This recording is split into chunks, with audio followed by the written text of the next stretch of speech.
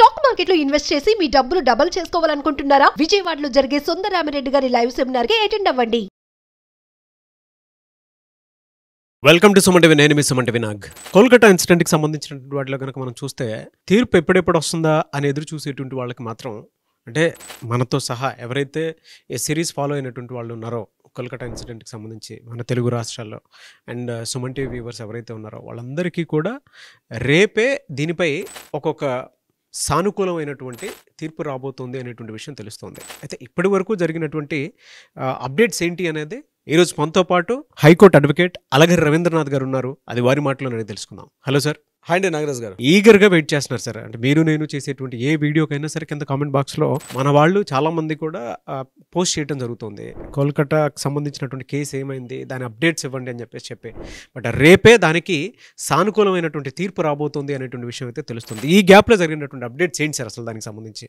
జనవరి 18 జనవరి 18 అంటే రేపే నాగరాజ్ గారు. దీనికి సంబంధించి ఏదైతే అత్యాచారానికి సంబంధించి కలకత్తా ట్రైనీ డాక్టర్ అత్యాచారానికి సంబంధించినటువంటి కీలకమైన తీర్పు రేపు సీల్డా హైకోర్టు దీన్ని వెలువరించే ప్రయత్నం చేస్తుంది. అంటే ఇప్పటివరకు కూడా వాదోపవాదాలు, సాక్ష్యాలు, ఫోరెన్సిక్ సాక్ష్యాలు, ప్రత్యక్ష సాక్షులు, పరోక్ష సాక్షులు ఇంతమందిని పూర్తిగా విచారణ చేసిన తర్వాత చిట్ట చివరి ఫైనల్ జడ్జిమెంట్ డే ఏదైతే తుది తీర్పు నివేదిక డేట్ ఏదైతే ఉందో రేపు దీని మీద కంప్లీట్గా బహుశా రేపు మధ్యాహ్నానికల్లా మనకి తుది తీర్పు వెలువడే అవకాశం అయితే ఉంటుంది. అయితే సిబిఐ వాళ్ళు విచారణ చేసే సందర్భంలో ఏమేం చేశారు, ఏం మాట్లాడారు, విచారణ ఏంటి, అసలు ఈ కేసు యొక్క పూర్వపరాలండి మనం ఒక్కసారి రీక్యాప్ చేసుకునే ప్రయత్నం చేద్దాం నాగరాజ్ గారు.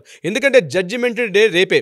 సో రేపు మనం ఒక వీడియో చేస్తాం. డెఫినెట్గా ఏమి జరిగింది జడ్జిమెంట్ అనేది క్యూరియాసిటీగా యావత్ ప్రపంచం కూడా, అంటే ముక్కు పచ్చలారన్నటువంటి బంగారు భవిష్యత్తులోకి వెళ్ళి తన బంగారు ఒక డాక్టర్ వృత్తిలో ప్రవేశించి కొంతమందికి సాయం చేయాలి ఎన్నో ఊహలు కన్నటువంటి ఒక అమ్మాయి అత్యంత పాశవికంగా హత్య గావించబడి, హత్య కూడా కాదు అత్యాచారం గావించబడి హత్య చేసి మొత్తం భారతదేశ వ్యాప్తంగా ఉన్నటువంటి ఎంటర్ మెడికల్ కాలేజీల వ్యవస్థల నుండి లోపభూయిష్ట విధానాన్ని కూడా ఒక్కసారి వెలుగులో తీసుకొచ్చింది. ఈ సంఘటన ఒక్కసారి రీక్యాప్ చేయబడింది. ఎంటర్ కలకత్తా ప్రజలు అయితే గడిచిన ఆగస్టు 9 జరిగిన సంఘటన నుంచి ఈ రోజు మనం మాట్లాడుకున్న జనవరి 17 అంటే సుమారుగా 118 రోజుల పాటు ఇదే వ్యవస్థ ఇదే విషయం మీద ఈవెందో కంప్లీట్గా ముఖ్యమంత్రి కూడా దిగిపోవాలి, చీఫ్ సెక్రటరీ దిగిపోవాలనేటువంటి రాస్తారోకోలు నినాదాలు ఎన్నో వెలుపుకినాయి. ఈ కంప్లీట్గా ఈ 100 డేస్తో పాటు మనం చూసినట్లయితే ఎన్నో రకాల మార్పులు జరిగిపడ్డాయి. చివరిగా గవర్నర్ కూడా దీని మీద రెస్పాండ్ అయ్యారు. ఆయన కూడా మమతా బెనర్జీ గవర్నమెంట్ని పూర్తిగానే విభేదిస్తూ ఆయన మాట్లాడడం జరిగింది. అంటే యావత్ ప్రపంచం కూడా, యావత్ భారతదేశం మొత్తం కూడా, కలకత్తా వ్యాప్తంగా ఒకటి కాదు ప్రతి రాష్ట్రంలో అందరూ కూడా ఎదురు చూస్తున్నటువంటి చిట్ట చివరి తుది తీర్పు ఏదైతే ఈ సంఘటనకు సంబంధించి ప్రధాన నిందితుడిగా భావిస్తున్న సంజయ్ రాయ్ అని ఎవరైతే ఉన్నారో ఇప్పటి వరకు ఈ కేసు మీద సంజయ్ రాయ్ని అరెస్ట్ చేయడం జరిగింది. ఆయన రకరకాలుగా ఇంటరాగేషన్ చేశారు. దాని మీద మనం కొన్ని వందల వీడియోలు చేసాం. దీని మీద అప్డేట్ ఇన్ఫర్మేషన్ చెప్పాం. ఈ అప్డేట్ ఇన్ఫర్మేషన్ సంబంధించి ప్రతి అప్డేట్ని మనం ఫైనల్గా రీక్యాప్ చేసుకోగలిగితే ఆగస్టు 9 ఈ ట్రైనీ డాక్టర్ హత్య కేసు జరిగింది. ఇమీడియట్గా ఒక్కసారి దిగ్భ్రాంతినట. ఉదయం మార్నింగ్ 3:30 ఈ సంఘటన జరిగింది. యావత్ ప్రపంచం కూడా ఉల్లిక్కిపడింది. ఎంటర్ టెలిమీడియా, ప్రింట్ మీడియా, అదేవిధంగా సోషల్ మీడియా ఒక్కసారి మాట్లాడుకోవడం జరిగింది. ఎందుకు జరిగింది, ఎలా జరిగింది. తర్వాత ఇమీడియట్గా నెక్స్ట్ ఆగస్టు 9 జరిగింది. ఆగస్టు 10వ తారీఖు నాడు ఇమీడియట్గా ఇతను అరెస్ట్ చేశారు. ఎప్పుడైతే ఈ సంజయ్ రాయ్ని అరెస్ట్ చేశారో ఇతని మీద అక్కడ ఆ ప్రాథమిక ఇన్వెస్టిగేషన్ ప్రకారం ఏదైతే అప్పటికుండా సాక్ష్యాధారాలు ఆనవాళ్ళని బేస్ చేసుకుని సంజయ్ రాయ్ని అరెస్ట్ చేశారు. సంజయ్ రాయ్ని అరెస్ట్ చేసిన తర్వాత ముందుగా దీన్ని లోకల్ పోలీసులకు ఇంట్రాగేషన్ ఇవ్వడం జరిగింది. ఇమీడియట్గా లోకల్ పోలీసులకు ఇన్వెస్టిగేషన్ సరిపోదని చెప్పి హైకోర్టు ఆదేశాల మేరకు కేసును సిబిఐకి గైడ్లైన్స్ ఇచ్చారు. సిబిఐ ఇమీడియట్గా ఆగస్టు 12న సిబిఐ దాన్ని పూర్తిగా ఛార్జ్ తీసుకొని సిబిఐ అప్పటి నుంచి కూడా దీని మీద ఇంట్రాగేషన్ చేయడం జరిగింది. అయితే ఎప్పుడైతే సిబిఐలో ఇన్వెస్టిగేషన్ దిగారో రకరకాల మార్పులు జరిగాయి. ఇమీడియట్గా కాలేజీ ప్రిన్సిపాల్ అయినటువంటి సంజయ్ ఘోష్ మీద కూడా రకరకాల అనుమానాలు. దీని తర్వాత ఈడీ ఇంటర్ఫేర్ అయ్యారు.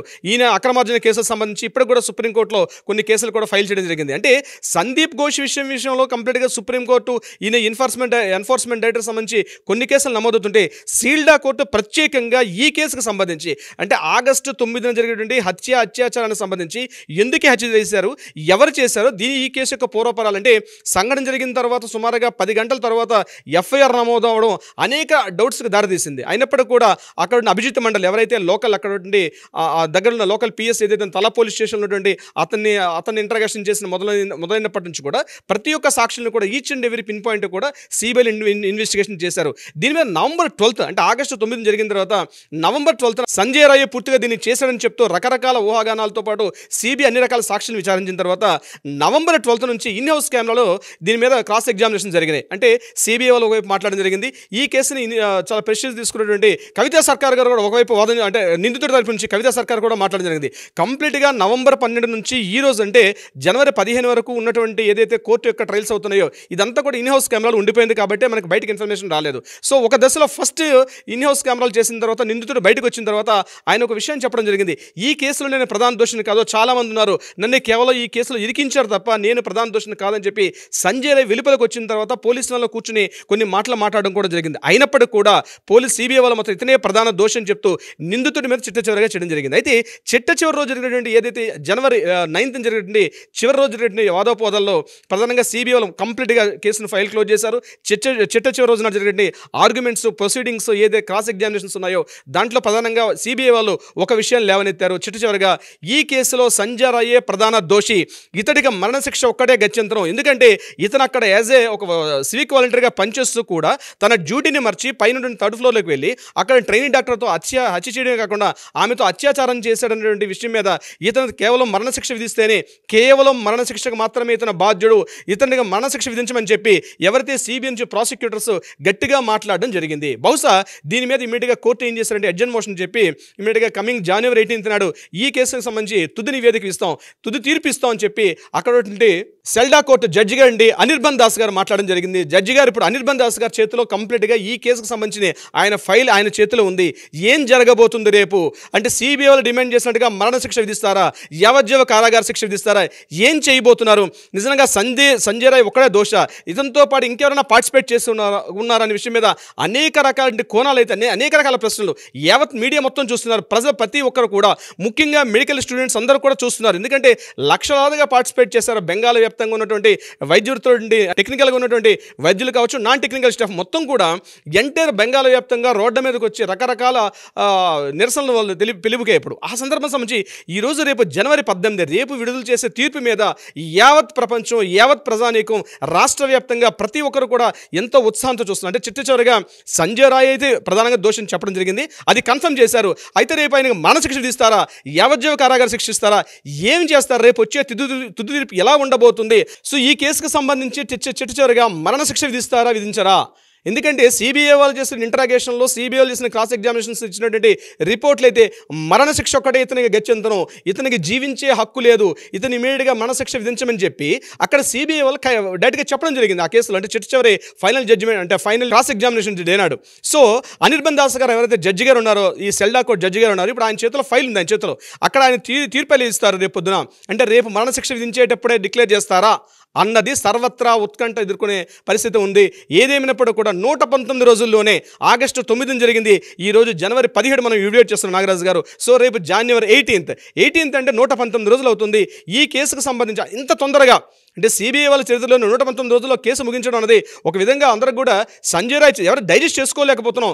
మన ఇంట్లో ఒక ఆడపిల్ల జరిగినట్టుగా ఫీల్ అయ్యారు ప్రతి ఒక్కరు కూడా. భారతదేశ వ్యాప్తంగా మన ఇంటిలో ఉన్న ఆడపిల్లకి ఈ సంఘటన జరిగిందా, ఒక ట్రైనింగ్ డాక్టర్ మీద అత్యాచారం అనేది డైజెస్ట్ చేసుకోలేకపోతున్నారు. సో తుది తీర్పు ఏదైతే రేపు జనవరి 18 ఉందో, ఈ 18 రేపు ప్రతి గంట కూడా ప్రతి నిమిషం కూడా ఇచ్చే తీర్పు మీద ఎంటైర్ మీడియా కూడా ఫోకస్ చేస్తుంది. మనం కూడా దీన్ని ఫాలో చేద్దాం. నాగరాజు గారు, తుది తీర్పు ఏం జరిగి ఉంటుంది?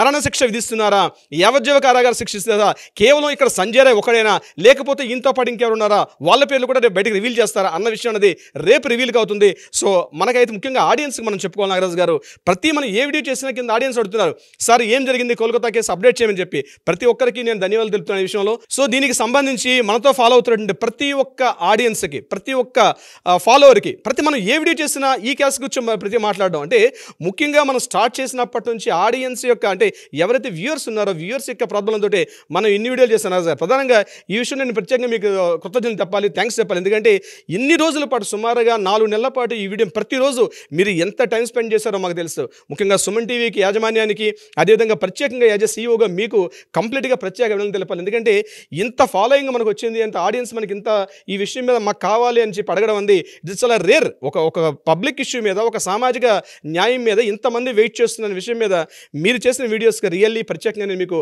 అభినందన తెలుపుతున్నాను నాగరాజు గారు. థ్యాంక్ యూ అండి, థ్యాంక్ యూ సో మచ్. ఎందుకంటే ఆ రోజు నుంచి మన జర్నీ స్టార్ట్ అయింది. నిజం చెప్పాలి అని అంటే నాకు ఒక అథెంటిక్ పర్సన్ కావాలి, దీనికి సంబంధించినటువంటి పూర్తిగా స్టడీ చేసేటువంటి వ్యక్తి కావాలి అనుకున్నప్పుడు మీరు వెంటనే లేదండి మనం చేద్దాము, ఈ కేసుకి సంబంధించింది అయితే సత్వర న్యాయం వచ్చేస్తుంది. ఎందుకంటే దీంట్లో చాలా కోణాలు ఉన్నాయని చెప్పేసి మీరు చెప్పడం జరిగింది. ప్రతిరోజు గంటల తరబడి ఇక్కడ కూర్చొని స్టడీ చేసి వాటికి సంబంధించినటువంటి తీర్పు ఎప్పుడు వచ్చే అవకాశం ఉంటుందని చెప్పి రెగ్యులర్గా మనం చేస్తున్నాం. కొన్నిసార్లు ఇక్కడ బెంగాల్ వచ్చినటువంటి వాళ్ళని కాల్ చేసి కనుక్కొని డీటెయిల్స్ అన్ని చేసుకుంటూ కూడా దీని మీద చాలా రీసెర్చ్ చేసి చేయటం జరిగింది. ఎందుకంటే ఒక్కళ్ళకి న్యాయం జరిగిందంటే దేశం మొత్తం న్యాయం జరిగే అవకాశం ఉంటుంది. ఈ కేసు దేశం మొత్తం న్యాయం కోరుకునేటువంటి కేసు. మన తెలుగు రాష్ట్రాల్లోనే కాదు, ఎక్కడికి వెళ్ళినా కూడా ఆ కేసుకు సంబంధించినటువంటి వాటిలో కనుక మనం చూస్తే చాలామంది అడిగినటువంటి వాళ్ళే ఉన్నారు. అండ్ మనం ఏ వీడియో చేసినా కూడా కింద కామెంట్ బాక్స్లో నాగరాజ్ గారు డెఫినెట్గా కేసుకు సంబంధించి ఇంకా అప్డేట్స్ ఇంకా రాలేదని చెప్పి లేదంటే బ్రేక్ వస్తుంది గారు. విషయం అంటే మనకు ఒక పిహెచ్డి ఒక చేస్తుండే థీసిస్ అతను కూడా మనకు ఫోన్ చేసి అడిగారు, సార్ ఈ కేసెస్ మీద నేను సబ్మిట్ చేయాలి, మీ వీడియోస్ మాకు పంపించండి సార్, నేను దీని మీద ఫాలో చేసి నేను లీగల్గా, అంటే ఆయన లా ప్రొఫెషనల్ చేస్తున్నారు, ఆయన దాని మీద డాక్టరేట్కి వెళ్తున్నారు ఆయన, సో ఇది నాకు యూజ్ అవుతుంది పంపించమని కూడా మిమ్మల్ని అడగడం జరిగింది. అవును, ఒక్కొక్క పిహెచ్డి స్కాలర్ అడగడం జరిగింది. దీనికి సంబంధించి నేను కొన్ని సబ్మిట్ చేయాలనుకుంటున్నాను. ఈ యావత్ దేశం కూడా దీనిపై ఉత్కంఠతోటి ఎదురు చూస్తున్నటువంటి, తీర్పు కోసం ఎదురు చూస్తున్నటువంటి కేసు ఇది, మాకు కావాలని చెప్పేసి కూడా వాళ్ళు స్కాలర్స్ అడగటం జరిగింది. అంటే ఎన్ని కోణాలు, ఎన్ని కుట్ర కోణాలు ఇందులో దాగున్నాయని చెప్పడంలో ఏమాత్రం సందేహం లేదు.